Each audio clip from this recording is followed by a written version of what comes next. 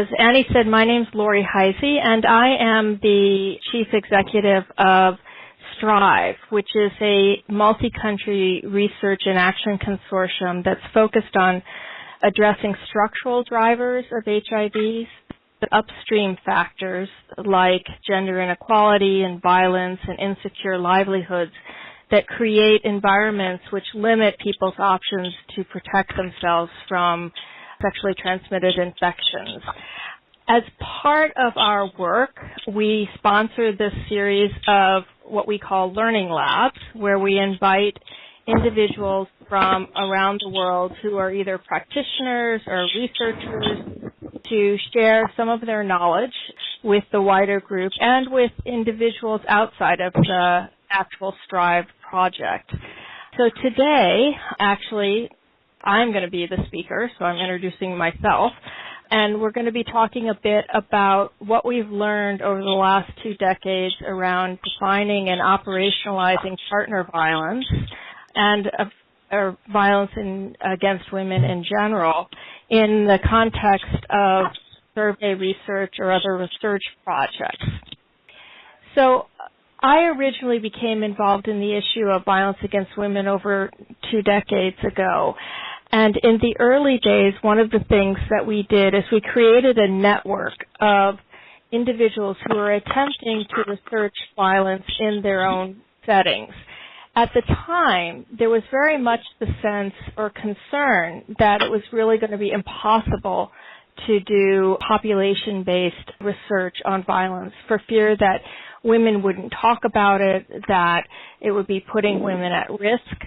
And I think over the last 2 decades, some of the most important lessons that have emerged is that it's indeed possible to do this type of research that in a way that both combines scientific rigor and also attends to the ethical issues and concerns about women's safety.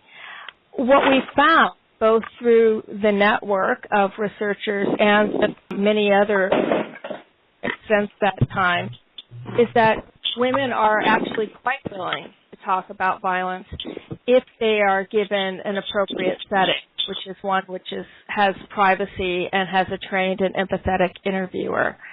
And so from this, I think what the messages we've taken is that it's possible to both do dedicated projects where we're researching specifically violence against women, as well as integrate questions and efforts to collect information on violence as a covariate or as an exposure variable in studies to provide information to policymakers. So, like, for example, what is the role of violence in depression or the association between violence and physical health outcomes? Now, a lot of what I'm going to share today, both the experience of the International Research Network on Violence Against Women, as well as our experience in mounting what turned out to be a fairly large and ambitious project, the WHO, World Health Organization, multi-country study on domestic violence and women's health. This was a population-based representative sample survey of over 24,000 women in 10 countries. Most countries had a case where we had the largest, either the capital city or another large area, as well as a rural area, a province, a sample of a province that had mostly rural populations. This project took place between 2002 and 2000 and has since been replicated in a whole bunch of additional countries. So one of the first things that we had to do in thinking through this project was trying to think through ethical guidelines with research on this kind of sensitive thing.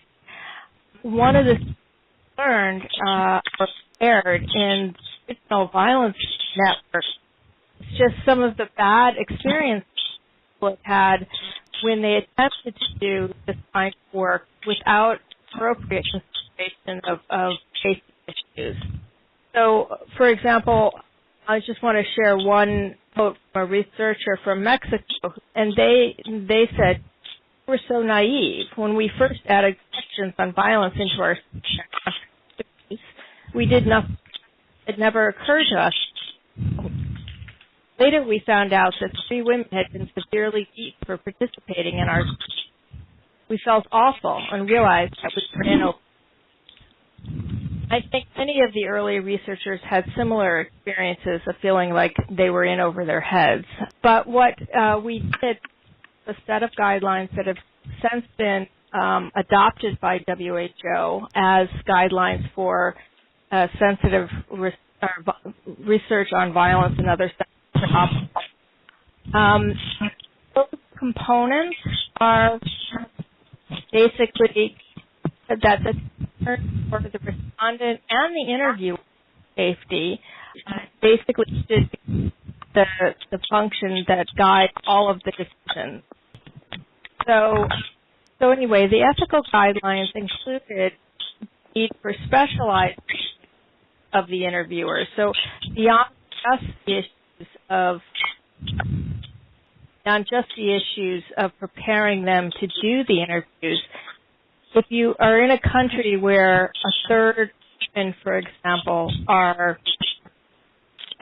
women are subject to abuse, then a third of your interviewers are going to have that experience as well. And so you actually create a space in which people can process that and deal with that. Or what happens is you lose all of your interviewers as they find it just too emotionally difficult to hear the stories and to deal with this complicated topic every day.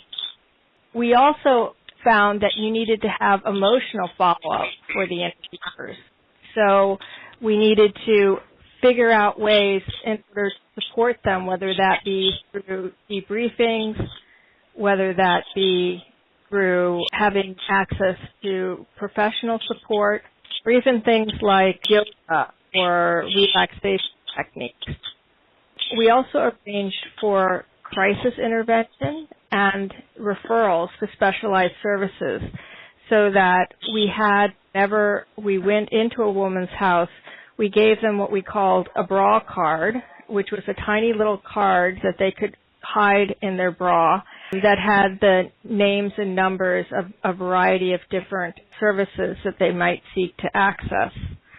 One additional precaution that was implemented is that we would only interview one woman per household. So for example, the demographic and health surveys, frequently what you find is that they interview all of the women in the household. But in order to make sure that not everyone knew what was being discussed, we would interview a randomly selected woman in the household.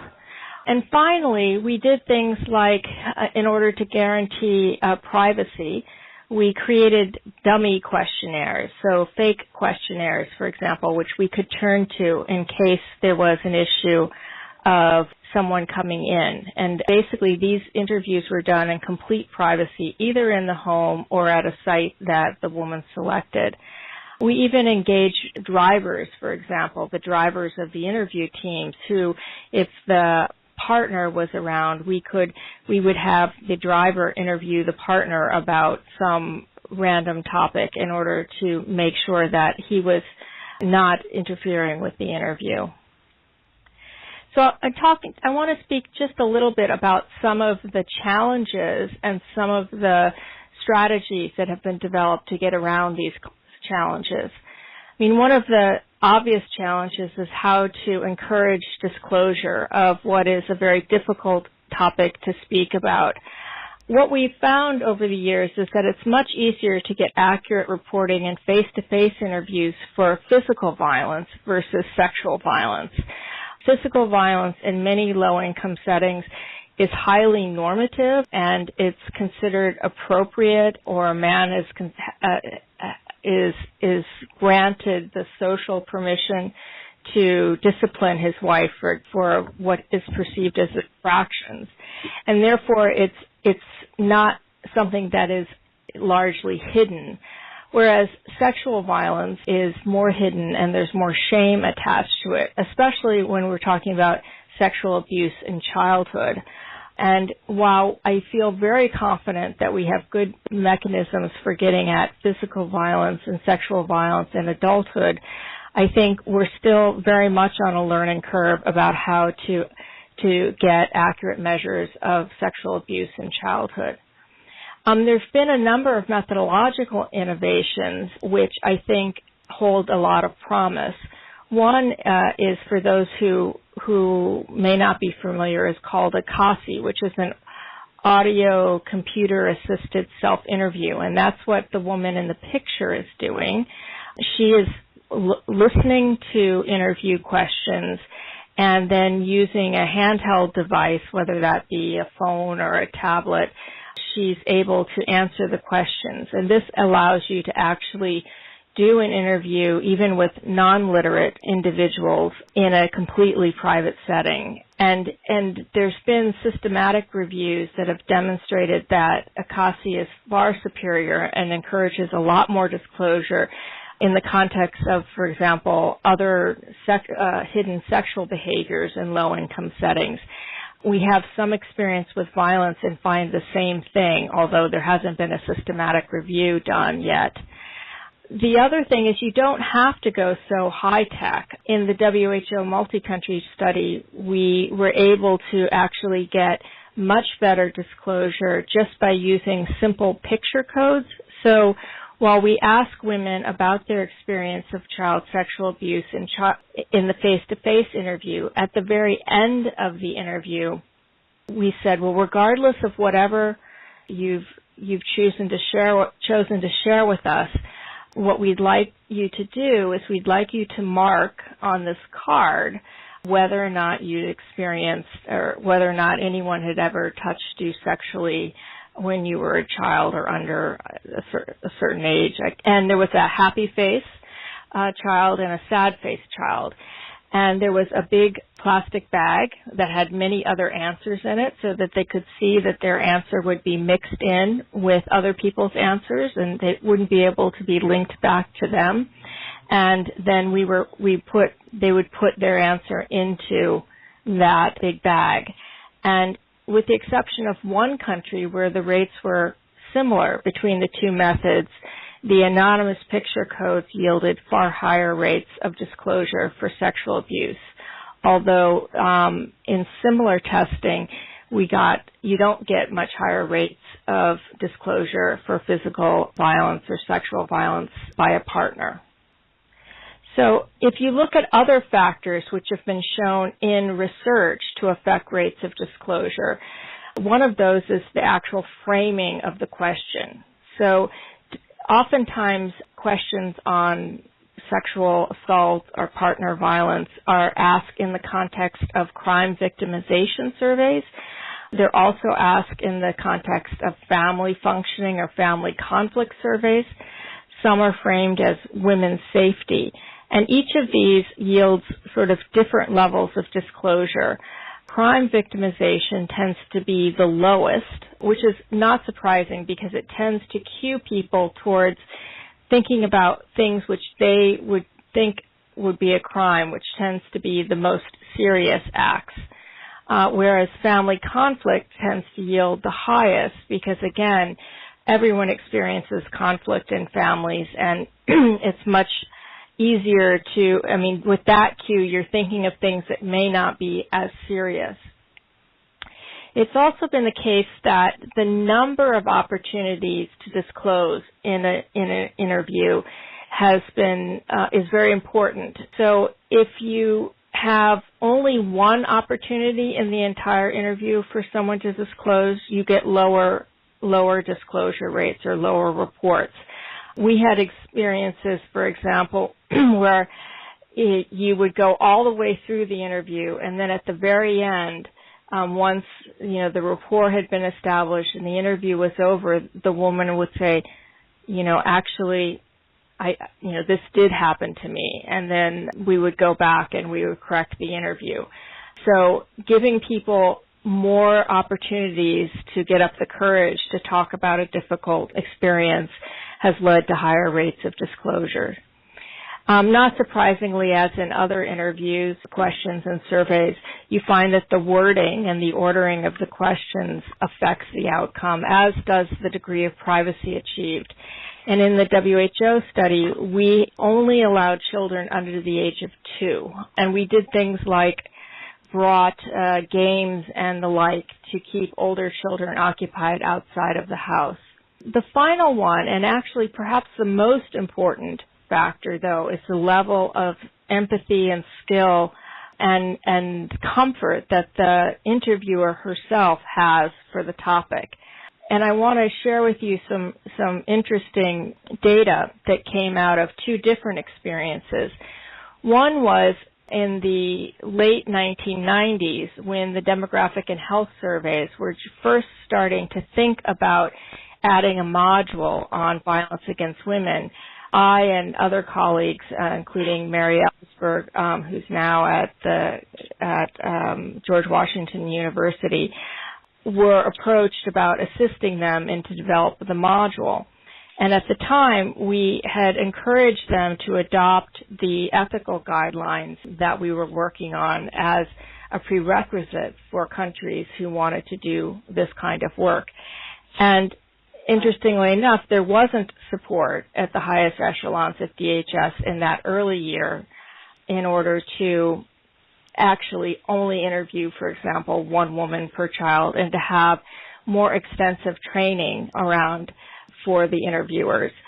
Because we thought that was problematic and we wanted to try to demonstrate that, we got funding from Swedish SIDA to go back on the same sampling frame as the DHS was completed and with interviewers who had gone through the entire WHO's 3-week training and all of the ethical precautions in place, and found that we actually got much higher rates of disclosure.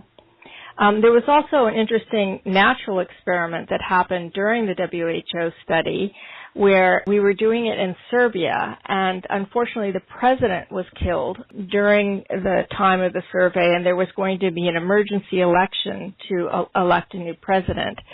And anyone who does survey research knows that you don't want to be in the field when an election is upcoming. And so in order to try to finish the survey prior to the elections, they had to hire some additional interviewers, and they went and got professionally trained interviewers who received the normal training that they receive when doing survey research. And if you picked out the people, if you looked at the disclosure rates of those who had the professional training but not the specialized gender and violence training that WHO developed, you had considerably different disclosure rates. So came down to 26% of sexual or physical partner violence versus 21%, which was statistically significant. You also had a higher overall response rate. So a second challenge is just the issues of how people conceptualize violence differently. So if you're thinking about child sexual abuse, we don't have a standardized definition, and so people use different age cutoffs. They use different conceptualizations of how narrow or expansive a definition they're using. So it's a real problem in terms of comparability. With partner violence, one of the things that I think we have done poorly is that we have tended to measure and approach the issue from the type of violence. So people go out and they measure physical partner violence and sexual partner violence or emotional partner violence. But actually women don't experience discrete types of violence. They experience overlapping patterns of violence. And therefore, what we have is we're sort of imposing a violence-specific approach to the research rather than a woman-specific approach of what has happened over her life course. Even focusing on partner violence versus other types of violence, I think, is potentially too narrow, and we're encouraging that people start to consider something that we're calling the life burden of violence, because people generally experience multiple types of violence over the course of their life. And what you find is that the effects both on health and on mental well-being are cumulative. So if we're only looking at one type of violence, we potentially miss some of the severity. Never been beat or otherwise abuse you. Not surprisingly, given what I've said up till now, these types of questions tend to give you much lower rates of disclosure. In the 1990s, we started to see the introduction of what are called Actbased survey instruments, such as the conflict tactics scale or what we did in WHO. And these are, in effect, where you ask about behaviorally specific things, like has your partner ever pushed or shoved you? Has your partner ever hit you with a fist? And these are specific acts which are then looked at as a whole in order to make a judgment about whether or not a woman is a case of partner violence, for example.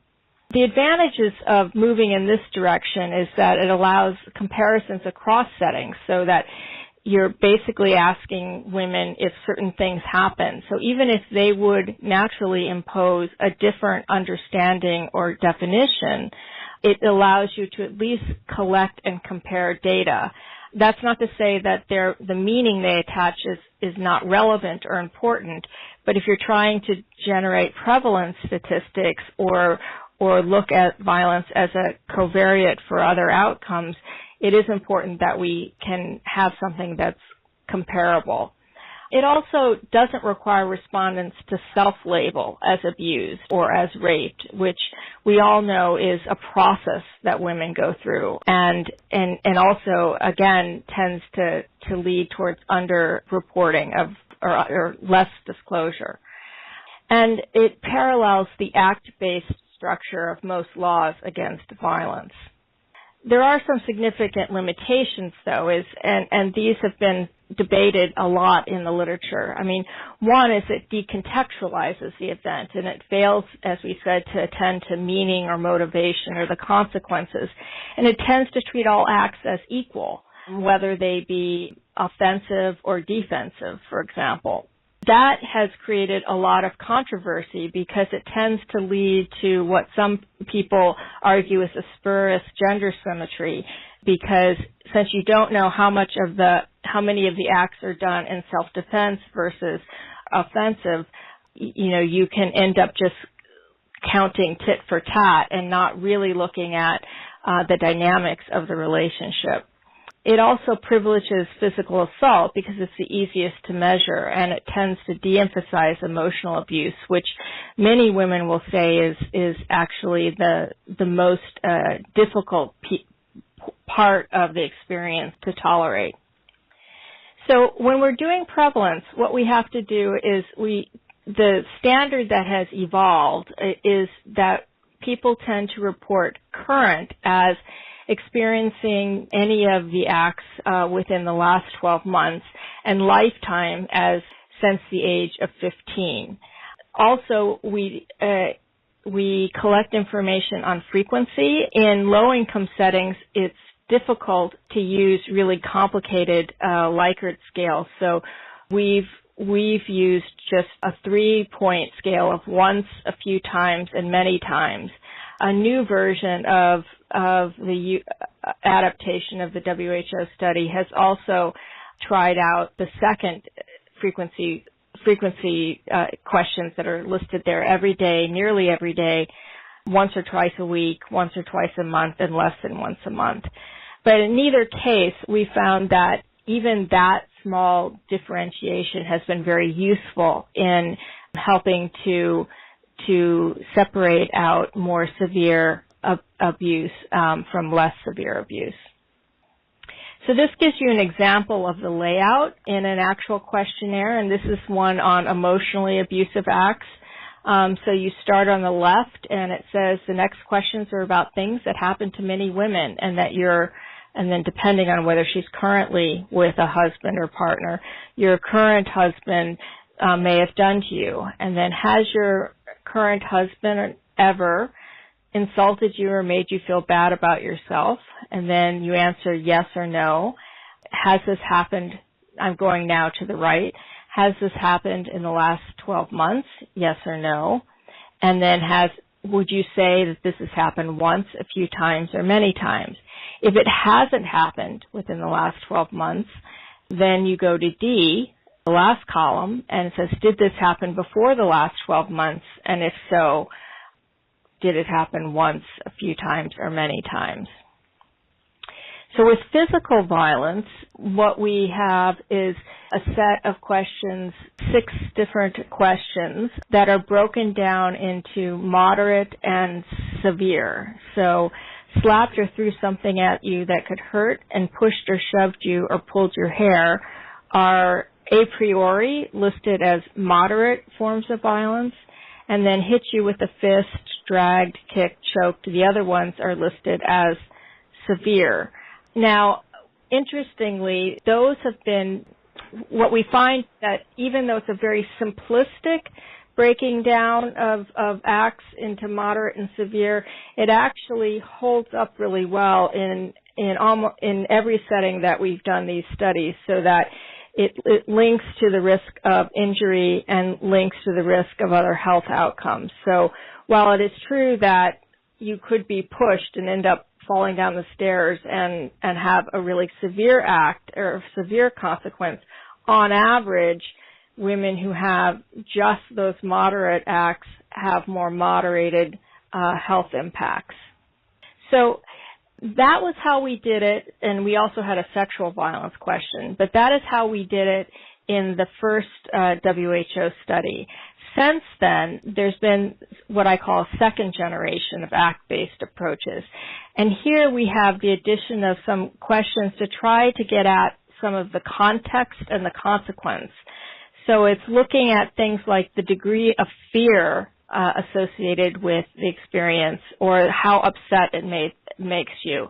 It also asks specifically about the consequence of the event. Did it have a major impact, a moderate impact, a minor impact, or no real impact? Who initiated it? Was this something that you initiated, or was this something that your partner initiated? And did the violence cause injury? Now, some researchers have been using these questions not as part of their definition, but just to add further depth and clarity to their findings, although some, like the Irish Domestic Abuse Survey, have actually incorporated them in their definition. So since they're interested in those, in tracking the most severe or more severe types of violence that may have come in contact with social services, they count only acts or patterns that cause significant negative consequences, and that's actually part of their definition. Here are just some examples of some of the severity questions. So taking everything into account, how serious was this incident for you? Was it very serious, somewhat, or not very serious? Were you injured so badly that you needed medical care even if you didn't get it? And are you ever afraid of your husband or partner? Would you say never, sometimes, many times, and most or all of the time? A lot of these questions were added in an effort to try to distinguish acts, the different meaning of acts that women experience from those that men experience. Because what you find is with the same act, you may have a woman slapping a husband, but frequently you'll find a much smaller number of men who claim, for example, that they're afraid of their partner than women. So this is to try to contextualize things a bit. So just wanted to briefly talk about some issues of interpretation. One of them is that in analyzing the WHO study of the findings, what we've seen is that a certain proportion of physical violence are women who have only had one act of moderate violence, so a slap or a push or shove once in their life. So, for example, it varies from 10.9% of women in the Peru province, which is the lowest proportion of physical violence, that is this one-off events, up to 45% of women in Belgrade, which is the Serbian city. And the percent of sexual violence that's only one act varies from 1.8%, this is by a partner now, to 7.9% in Peru province. So we started to believe that perhaps we should be eliminating from the prevalence estimates women who have experienced only one act of moderate-only violence. If we did that with the WHO study, for example, the reported prevalence in the 10 countries would decline between 2.3 and 8.7 percentage points, depending on the site. And the decline would be slightly less if you only excluded cases who had never experienced any sexual violence by a partner. One of the reasons that we think this is important is that the health consequences are much more minor from these more moderate events. And also, if you start to ask men about questions of abuse, an even higher proportion of men who would come out on the WHO questionnaire, for example, as having experienced these events, have one-off events of moderate-only violence. So they've been slapped, for example, once in their life. And we think it's inappropriate to put that experience into the same category of women or men who have had severe ongoing abuse. That's not to say that people shouldn't report it as an assault or something, but it shouldn't be part of the prevalence of abuse. Another thing that's incredibly important and has been done, we just did a systematic review of the relationship between partner violence and HIV, and the literature is extremely mixed up with respect to this issue, which is, what is your reference group? So if you're trying to measure something, you have to have a no violence reference group if you're trying to figure out what the impact is on a health outcome. If you go at this by looking at physical violence or sexual violence alone, what you end up doing, or what many people end up doing, is they end up having cases of women who've experienced other types of partner violence, sexual or emotional, in their reference group. And that is going to reduce the effect size or the impact that you see on different health and social outcomes. So people need to be much more careful about creating a truly no partner violence reference group. I just want to do one really quick overview of a third generation of approaches that people are trying using something called latent class analysis. And this is a statistical technique that's sort of a data-driven approach that seeks natural groupings of cases. So it says which people experience look like the other people's experience. And so it identifies people with similar experiences. And what the user does is you put in indicator variables, hypothesize to describe this underlying phenomena. So this is actually assuming you have a latent phenomena called partner violence. And then you might, for example, put into the program the different acts that have been experienced, the different frequencies, the presence of controlling behaviors, consequences. You use these different indicator variables in order to identify the smallest number of classes that adequately explains the association among variables. And what this actually does is it allows us to move our definition of a case of partner violence to one that includes multiple overlapping types of abuse, which is exactly how women experience the phenomena. Just to give you a sense of what the output looks like, you end up with, this is a case where we had 5 different clusters. The second line is the percent of the cases, so 31% of women fell into that first cluster, 25% fell into the second cluster. Now, if you look and compare, you can actually look at, well, who is falling into these different clusters. So in the first case, 66% of people who have had no emotional abuse or no emotional violence are in the first cluster. And only 0.02% of people who have had many forms of emotional abuse and frequently fall into that category. Likewise, almost nobody in that category, actually, nobody in that category has had physical violence and nobody has had sexual violence. So cluster 1, if we named it, is basically the no violence group, which includes some minor forms of emotional aggression. Cluster 2, by contrast, is almost the exact opposite. So huge proportions, 91% and 62% of all women who have had 3 or more forms of emotional abuse frequently, or 1 to 2 forms frequently, fall within this cluster 2. They're also where the largest proportion of people with severe physical violence and many acts of sexual violence. So this gives you a sense of how this works. This is just an example then of the different groups down the left side.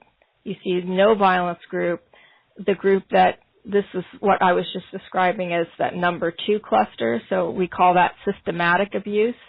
And if you look, for example, the modal case, the most frequent case in that falls into that cluster are women who have had 3 or more forms of emotional abuse frequently. They've experienced severe physical violence and they've experienced sexual violence many times. Then we have a category called mixed, less severe physical violence and sexual dominant violence. So you can actually go in and see who is falling into these different clusters and name them appropriately. So if we compare the latent class approach to the WHO approach of defining cases of violence, one of the things is that they actually categorize cases differently. And one of the things that's interesting is the intensity of emotional abuse appears to drive some of the distinctions among categories. So in Peru, for example, fully 87% of women who fell into that cluster called systematic abuse had high-intensity emotional abuse, compared to only 1% of that mixed category. So they experienced both physical and sexual violence, but it wasn't with that high-intensity emotional abuse accompanying it.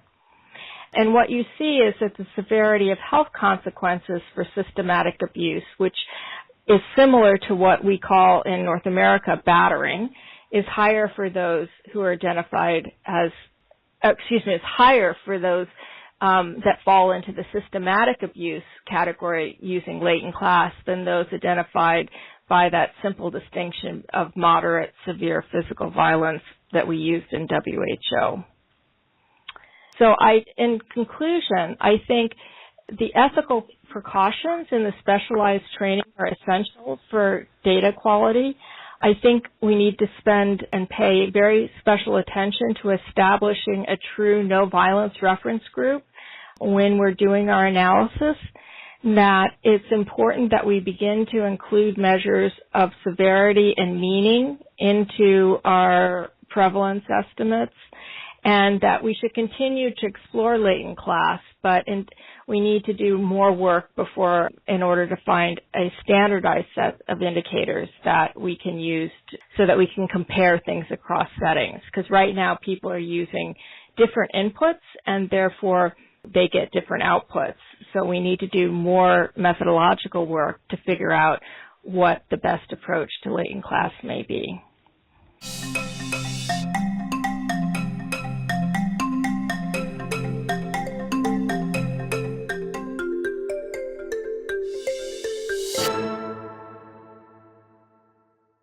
given links between HIV and violence against women, do you think measures of violence against women and child abuse should be included in HIV behavioral surveillance surveys? Would ethical concerns need to establish referral for interviewees and support for interviewers? Would the need to establish referral for interviewees and support for interviewers prohibit this? I think that our general take on this is that you can include things, but you need to do what you need to do in order to do so safely and to make sure that you get good data. So I actually think if you wanted to include them in behavioral surveys, there would have to be some adaptations made, and the training would need to be expanded in order to make sure that we actually got good data, because the worst thing would be to put women at risk and get poor data. So I think depending on how they're done, whether you can actually ensure the privacy, I think is a major issue. In terms of the referral, I think it's important to offer it, although in point of fact, we've had very few examples where women have needed to take up on it, but take us up on it. We have had cases, though, where women were in severe danger, where we had to actually intervene. But the kind of standard emotional support, most women, the vast majority of women, when asked in the survey whether they felt better or worse after participating, said they felt better. Melissa Adams asks, could you speak a little about how to measure perpetration of violence by men? I actually think you measure perpetration of violence by men the same way as you would measure victimization by women. I think we have to think a little bit about meaning of some of these questions and whether or not they're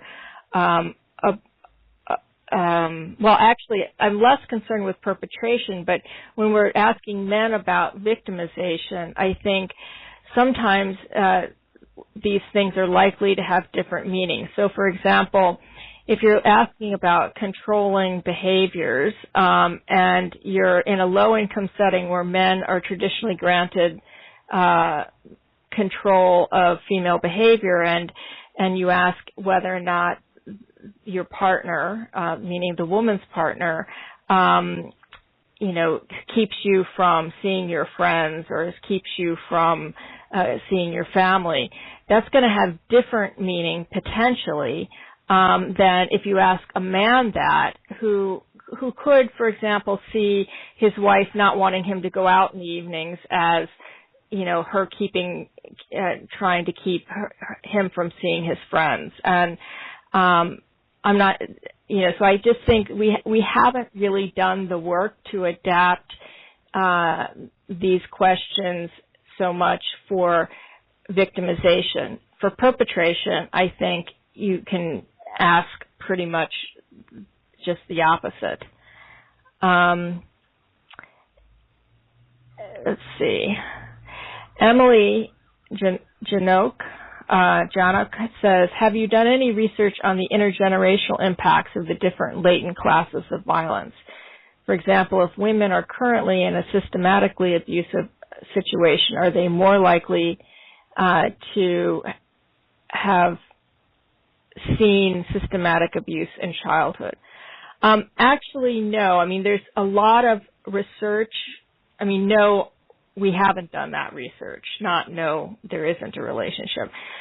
There's strong and consistent evidence that children who are exposed to violence in childhood, whether that be as victims of, harsh physical punishment or abuse themselves, or witnessing their mothers, for example, being abused, that they are at much higher risk of both becoming a victim and or perpetrating violence.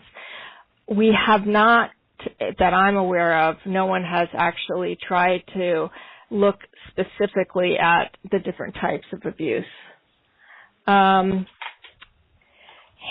raised. I'm supposed to... So they should unmute themselves. Okay, so there's a couple of people that had their hands raised. So Hani, and if you want to unmute yourself and ask your question.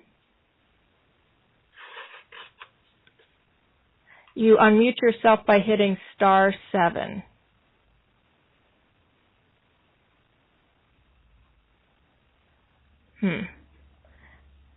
Okay, so let me, while perhaps Hani... Hello?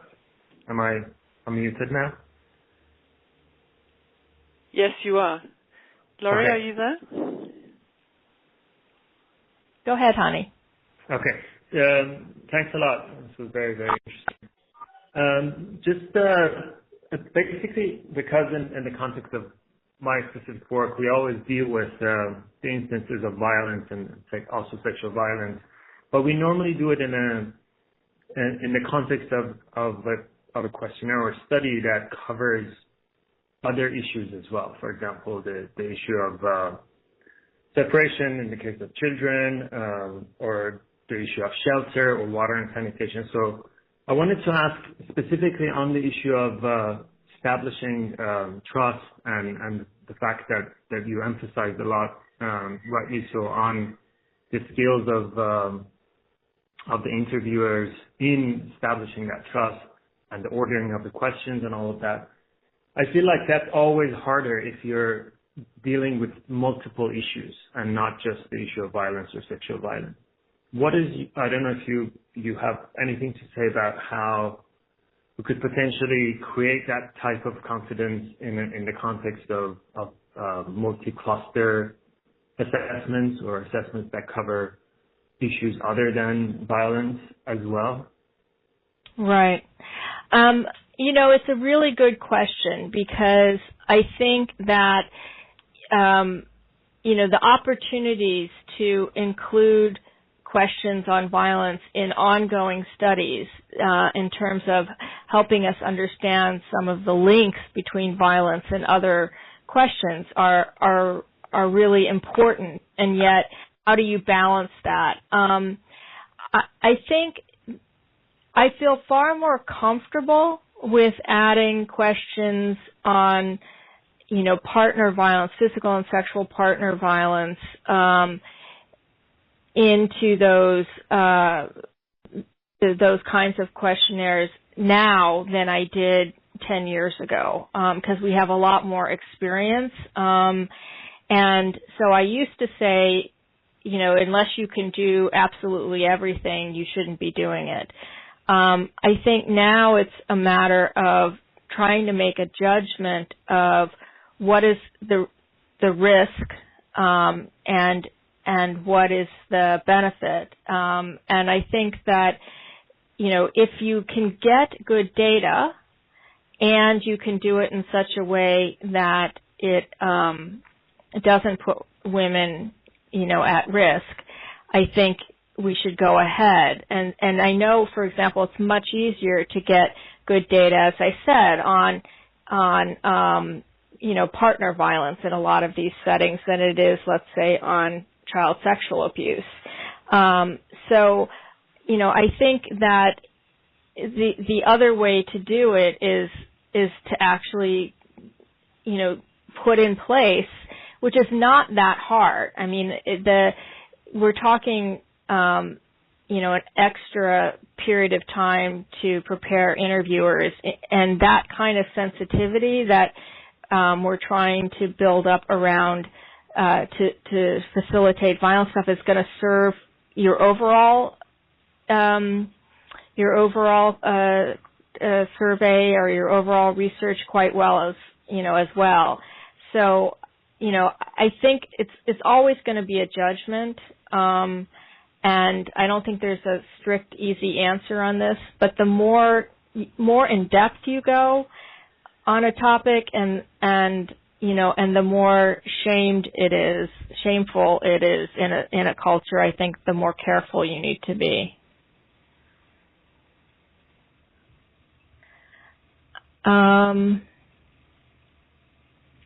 let's see. Do we have... Laurie, it's Annie. There are quite a lot of questions on the text panel, starting a bit before a couple of the ones you answered. Can you read one? Sure. So there's one from Bruce Mackay. Have there been any surveys among men asking them about their violent behavior? Yes. There's been a number of surveys of men about their violent behavior. What you tend to find is that they, again, depending on how normative it is, some places you get very close to the same rates that you get from women. So if you're comparing women and men in the same setting, but men tend to underestimate or underreport, I shouldn't say estimate, underreport the more severe events. And then in the setting where it's less normative, you see increasing, divergence between men and women's reports. So, I think what you can safely say is that men's reports of perpetration are probably a minimum or a floor, and that you'd want to that it's likely to be higher. I think that becomes important when we're evaluating interventions. So, I think if you're frequently we're looking at evaluating interventions, for example, with men, especially programs around masculinity and gender and the like. We have two things going against us in terms of our ability to collect reliable and valid data. I mean, one, you have the tendency of men to underreport perpetration, and then you also have the fact that frequently you're asking about behaviors where men have just gone through a whole process of workshops or community work that have been suggesting an alternative way of being, and then it becomes very easy for them to figure out what the right answer is, even if right answer in quotes, even if that's not necessarily what they believe. So I think we recommend that in evaluating programs to change male behavior or norms, that it be validated through talking to that person's partner if it's partner violence. Not all types of violence can you actually have that type of validation, but where you can, I think you should pursue it. Laurie, I wanted to just say we've gone over time slightly, and I see there are quite a few more questions. We could keep going for a while, or we could offer to put some brief answers together with the presentation. Do you want to keep going for a bit? Well, why don't we do this? Why don't we allow those who need to move on, and I'll stay on the line, and we can continue for a few more questions for those that have the time to do so. So for those who need to move on, thank you very much for joining us. And a visual podcast of this will be on the Strive website, edited. And the Strive website, again, is strive.lshtm. If you just put that into a search engine, you'll get there. And there's lots and lots of resources there on violence, as well as a whole bunch of other structural drivers. And we do ask that everyone please take the time to just, it's like a 3-minute little survey at the end, but it really does help us in terms of topics and in terms of refining the Learning Lab. So please fill that out. So why don't we go ahead with... Will I give you the next one? Sure. So this is from Alice Wellborn. She said, very interesting that you highlight the importance of fear and measuring it. A recent study from Wales presented at BHIVA said they didn't include psychological abuse or fear of violence because they didn't know how to measure it. Yet your presentation shows how critical this is. Any thoughts? Well, I don't actually think it's that difficult to measure. I mean, it's not objective in the sense that it is the women's perception, but I think that I think it's just very important to know what their perception is in the sense of somebody who can experience the same act, but if it's in a long-standing pattern of abuse, frequently you end up needing to use less physical violence, for example, to get the same response, because people know, people come to learn that if you don't do X, this is the consequence. Where you pick up on that dynamic is through the degree to which women report fearing the partner or fearing the consequence. So I don't know. I don't think we haven't found that it's a particularly hard thing to get information on. Great. We have a question from Shelley Lees. In some of the findings, you reported higher reporting rates after intensive training of the interviewers. Is it training on interviewing skills or training on IPV first? Which one comes first? Right. So I think the difference is not training on interviewing skills, because most most research studies do a very good job on training on the particular questionnaire and building rapport. I think the difference is that, as I said, if you're in a setting where a third of women are abused, a third of your interviewers are going to have that experience as well. And so helping them to process that, helping them to understand the dynamics, helping them to recognize their own biases and fears, those are the components that I think have really made a difference. And interestingly enough, many of the interviewers have said how transformational participating in both the training and the study has been for them in their lives. And all of those training materials and the schedules and things are available from WHO, as well as there's a new version that's being promoted by the UN, which is the slightly updated version, which we'll put a link on our website to that information. Great. We have another question from Melissa Adams about measuring perpetuation of violence by men, which I think we've kind of covered, Melissa. I hope you felt that was covered in an earlier question.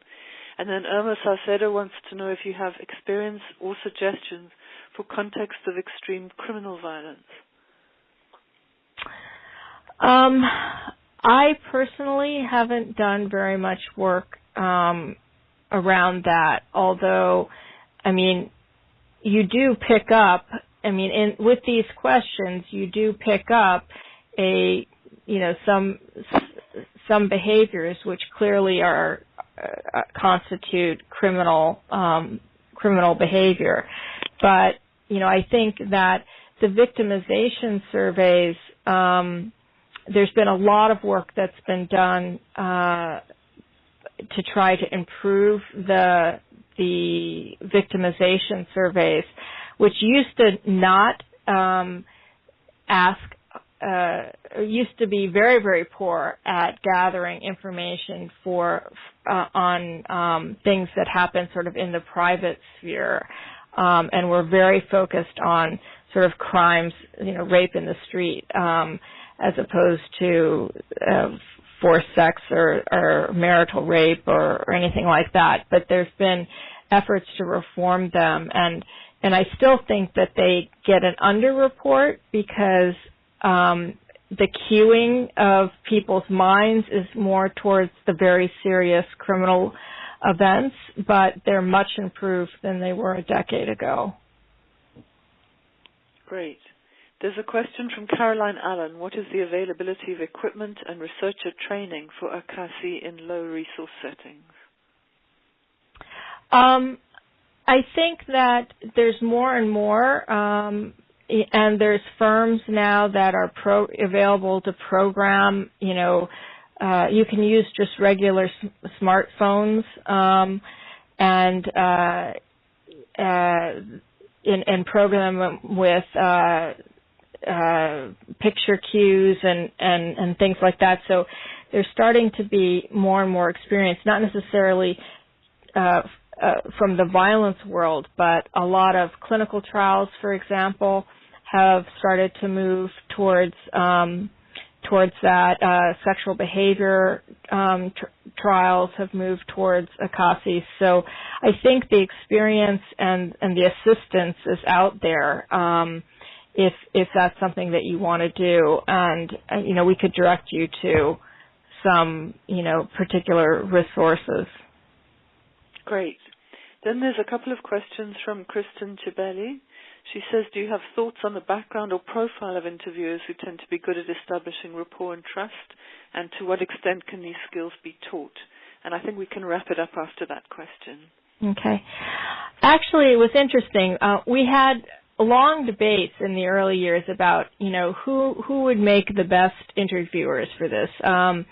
And some people argued that it should be people who haven't, experienced violence in their lives. Some people said, people from NGOs who service. Some people said, no, more professional.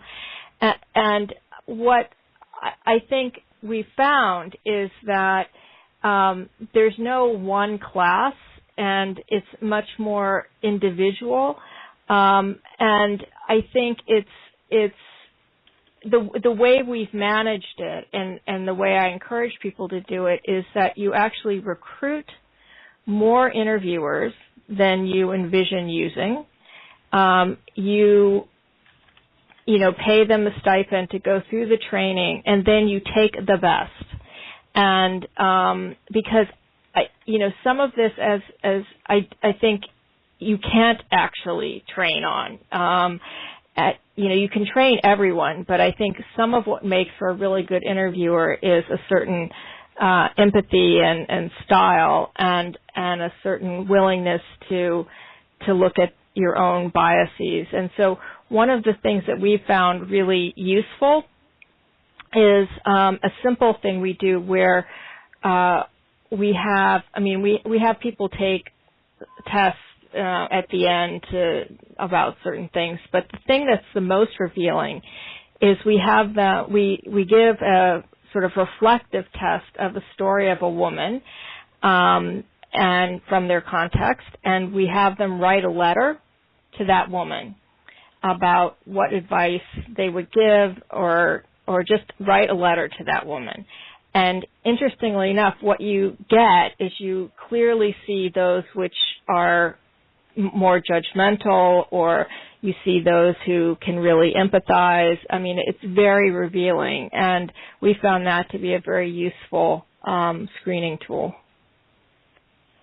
Laurie, thanks so much, and I'm sure I speak for all of us in saying thank you for your time and for sharing this really important experience and background that you have in this whole field.